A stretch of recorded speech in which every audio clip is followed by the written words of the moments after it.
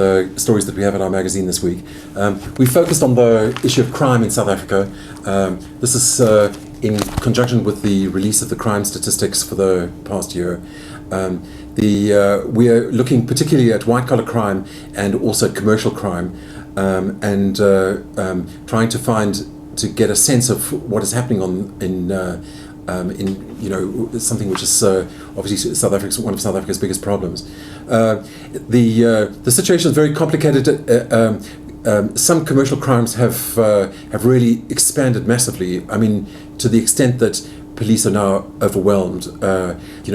We come to the conclusion that the reaction has not been sufficient, and this really needs it's been an ongoing issue in South Africa, but it needs new dynamism and new energy into combating crime. We have two other interesting stories that I'd like to point out. One is about BEE and the banking industry.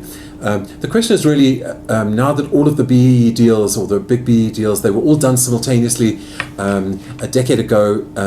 So the question is now, to what extent have BEE shareholders remained within their original investments, which have been very successful, and to what extent have they cashed out? And what is the state of the formal BEE within the banking industry? And the results, I'm afraid, we found are very disappointing. Most of the shareholding proportions by BEE shareholders have declined. I mean, they are now anything between 5 and 1%. This is a looming problem both for the industry and for government.